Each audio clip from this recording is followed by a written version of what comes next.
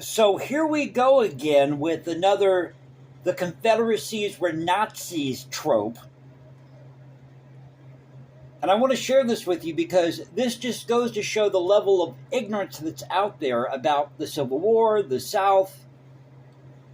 The Confederacy was not equivalent to Nazi Germany, the Third Reich, Jefferson Davis, Alexander H. Stevens were not Hitler, and I can prove it. So this is an ongoing discussion that I've been having with somebody here on YouTube. And it's regarding this Anton Shea video, Is Civil War History Being Rewritten? By the way, welcome back to the channel, Culture Confederacy here. Happy Thursday, everybody. Now, if you're new to the channel, what you see is what you get. So I use a still shot. It's you, me, my voice, smartphone. We talk about the news of the day, anything goes. Try to preserve great art, music, history, and culture, etc., etc. But that's what the channel's about. And thank you again for your response to my videos and for watching my shorts. I'm getting a lot of views on the shorts. But I've got to do a long-form video here because I just can't say everything I want to say in a YouTube short for this particular video today. So just bear with me. I'll try to get through this as quickly as I can. Try to do it in under maybe 10 to 12 minutes, hopefully. So I addressed this issue of, because Anton Shea's been using this theme that the old trope, as I said, that Nazis or that the Confederacy is equivalent to Nazis.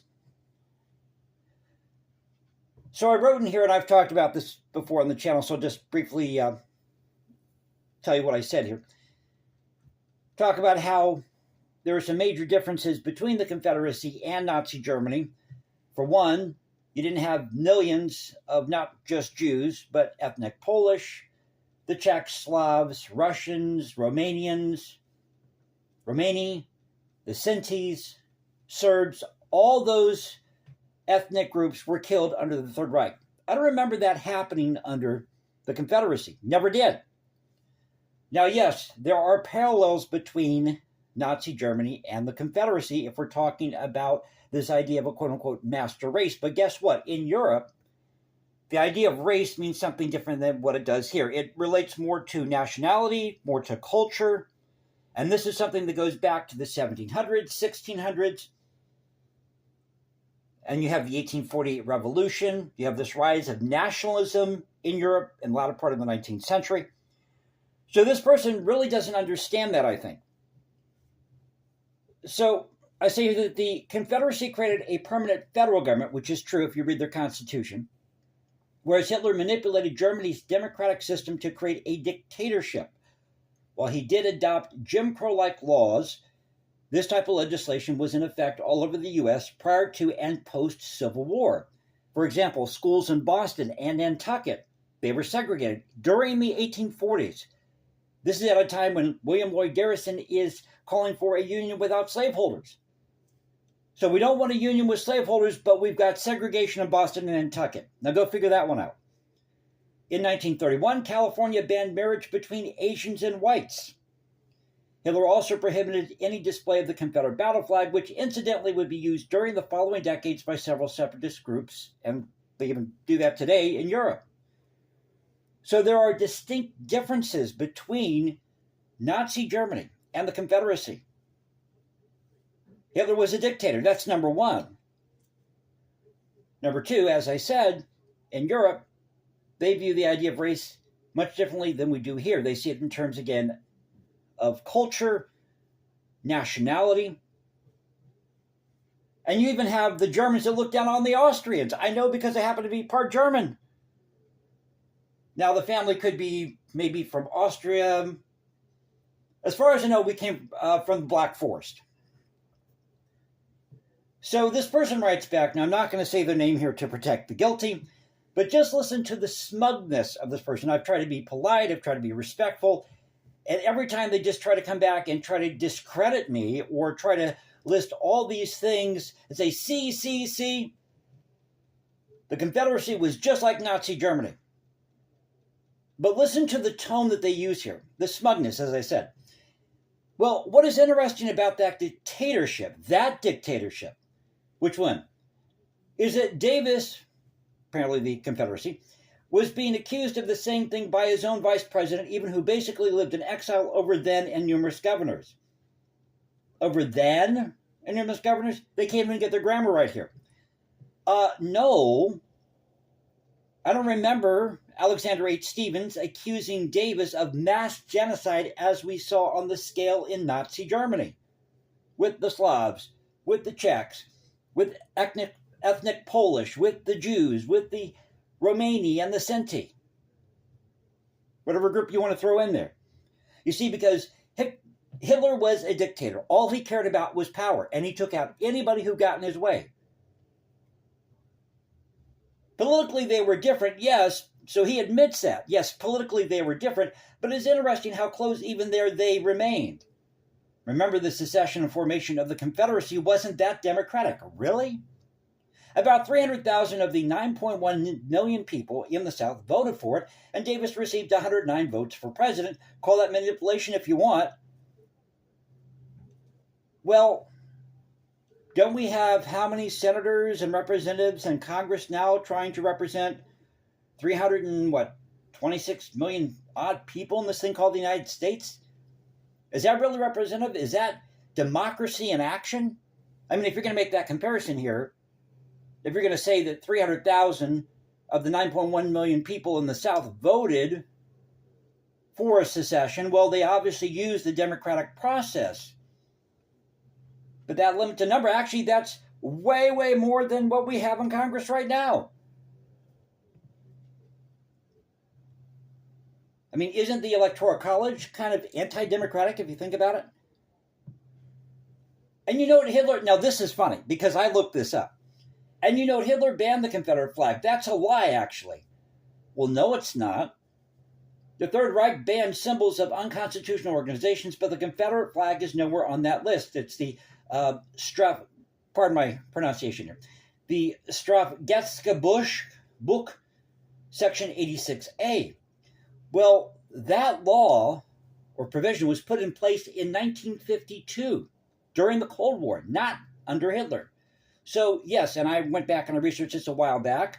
It is true that Hitler, for a time, banned American symbols. Now, somebody can correct me in the comment section below if I'm wrong, and I'll make that correction here on the channel. Gladly so. But you're right that there are some groups who are flying the Confederate battle flag in Europe.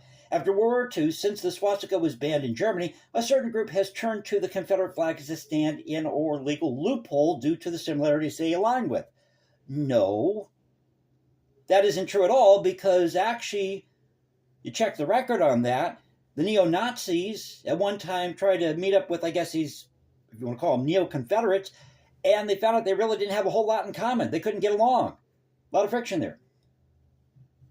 Neo-Nazis are what they call themselves. They are by far the most prominent group carrying it because they can't fly swastikas in support of Hitler and the Third Reich. Now listen to this. And sure, they were different. He uses the word regimes here. Half a world apart, separated by 80 years. Lots of differences. Well, he doesn't even apparently know the definition of the word regime, because regime refers to an authoritative government. Yes, there was slavery in the South, but at the same time, it was legal in the United States up till 1865. In fact, slavery, and I mentioned this before, was not abolished in Washington, D.C. until 1863. So that's 2 years into the Civil War, and you still had slavery going on until 1863 in Washington, D.C. You couldn't buy or sell slaves, I believe, in Washington, D.C. at that time, but you could have slaves or own slaves in Washington, D.C. up till 1863. Both regimes, now he's trying to give me the similarities here. I mentioned there were parallels, yes, but there are distinct differences, and that is key to understanding how the Third Reich operated, how Hitler operated, how the Confederacy operated. Both regimes were built on the belief in a master race, but I've talked about how out in California in 1862, Leland Stanford, governor of California, during his inaugural address, or State of the State address, called the Asians an inferior race, but somehow we're going to diss the South here. Sounds to me like a lot of people in the 19th century were racist in this idea of, class, socioeconomic class, of culture. That's how they kind of viewed race in the 19th century. So Hitler was actually operating under the extension of what was going on in the 19th century. They provided democratic rights, voting, freedom of speech, due process to the quote-unquote master race while denying them to inferior groups. Who are those inferior groups? I mean, like how they treated the Irish in New York City or Boston. They had posters where the Irish were portrayed as drunken monkeys. Later on, the Italians. Nazi ideology and the Confederate cornerstone speech, that's in quotes, both asserted that their governments were based on the scientific truth of racial inequality. Scientific truth of racial inequality. Now, you may have had people back then that were doing, research, scientific research, but that's not listed in the CSA Constitution. And yes, Alexander H. Stevens talked about a master race in the cornerstone speech, but that's a very small part of the speech. In fact, he points out the North for their hypocrisy because they were profiting off of all the goods being made in the South. The North sold their slaves to the South. Hello? Both the CSA and Nazi Germany took on economically stronger powers, the North and the Allies, respectively, contributing to their eventual collapse as resources were exhausted.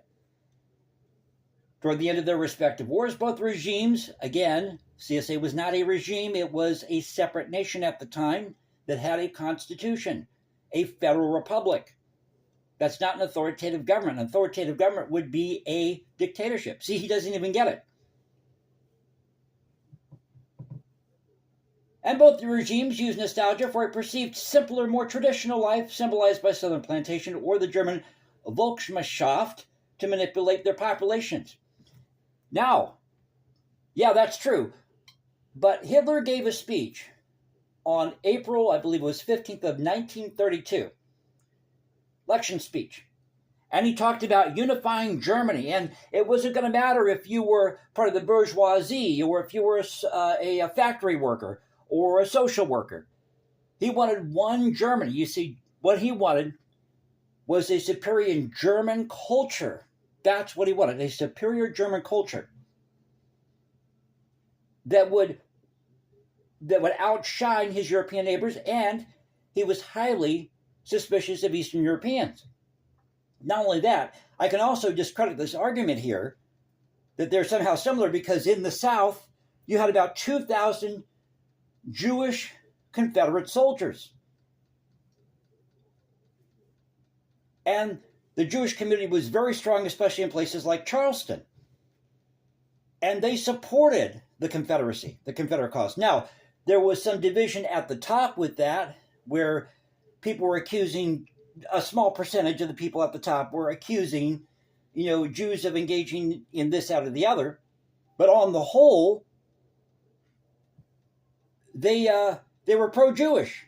So how can you say that the CSA is equivalent to Nazis when the Jews were an integral part of Southern society and you had 2,000 soldiers that served gladly in the Confederate Army? Both argued that a superior race required a subordinate labor class to free its best members for intellectual, culture, and military pursuits. A superior race, again, in Europe. This idea of race is different than it is here. It relates to culture, to nationalism, and that is what the Third Reich wanted to do. They wanted to conquer Europe through this vehicle of German nationalism. Both societies post-war had groups that developed revisionist lost cause narratives after the defeats to explain away their losses and romanticize their original goals.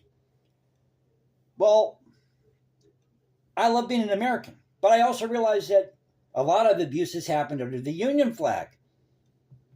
The forcible removal of Native American tribes. So this person really needs to go back and reread his history. Again, yes, there are parallels, but we can make that same argument about ancient Egypt or ancient Rome or ancient Greece. And those societies, ancient Persia, they had slaves. And they had views about different ethnic groups at the time.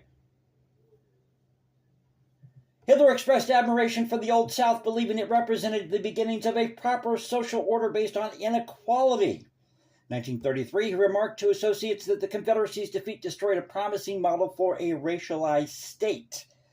Yes, that's true. He made that statement. But guess what? He also looked at Jim Crow laws across the board in the United States. As I said, you had them happening in California, 1931. Actually, in 1890, city of San Francisco passed an ordinance for its Chinese population, or Asian population, that they had to move within 6 months to another part of the city or they would be in prison or face jail time.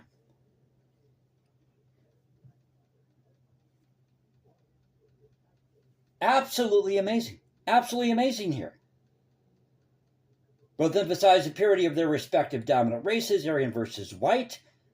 But I point out, well, let me just, because he goes on and on here, so for the sake of time, here's my response. I said, in Europe, race is seen more in terms of culture, nationality. During the Battle of Stalingrad, for example, it was noted that the German soldiers were short and Slavic-looking, whereas the Russian soldiers, getting tongue-tied here, sorry, were tall and Aryan, with the Third Reich's philosophy driven not by white supremacy, but rather conquest that promoted German nationalism. And during World War II, you had major Allied support in the South for the Allied forces. In the North, you have this Nazi rally at Madison Square Garden. Let me find the date on that. February 20th, 1939, drew a crowd of 20,000 people. Regarding Stevens' accusation against Davis, I don't remember any of them including, this is my response again, I don't remember any of them including mass genocide as was carried out under the Third Reich. His complaint was about conscription and how the funds were being handled in the Treasury, that sort of thing. And yes, it's true that Davis and Stevens were at odds. Well, we see that today in Congress. It's no different. But this is what a lot of people don't know. One of Lincoln's core group of supporters during his presidential campaign turned out to be German Midwesterners. And after the 1848 revolution, you had a lot of them that immigrated to the United States, and this was the militant revolutionaries who were part of his core base. And it said that they were known for their brutal treatment of Southerners while serving as soldiers in the Union Army. But I finally ended with this. What did Lincoln say? If you're going to talk about how racist the South was, now I'm not anti-Lincoln, but Lincoln was not this patron saint everybody makes him out to be. Neither was Woodrow Wilson or a lot of these presidents, and I've said before, I think it's time to get rid of the presidency. So I'm pretty fair in that respect. So what did Lincoln say to Alexander H. Stephens when asked what should be done with newly freed blacks in 1865? Root, hog, or die, or let them root, however you want to say it. And this is one of the arguments, by the way, that Mississippi made in its secession document. You want to free these slaves immediately, but you're not going to offer an alternative to make their lives better. So I thought I'd share this with you, and it just cracks me up. It's amazing to me that you debate with people like this, and they want to make this comparison, and they know nothing about European history. A lot of them don't. Or that race is seen differently than it is here. In Europe, it's seen differently. And that what Hitler was really after was power, because he was a dictator. He'd take out anybody who got in his way, as I mentioned earlier. He wanted a purely German national culture that was superior to his European neighbors. That's what he wanted. He was going to do it through conquest.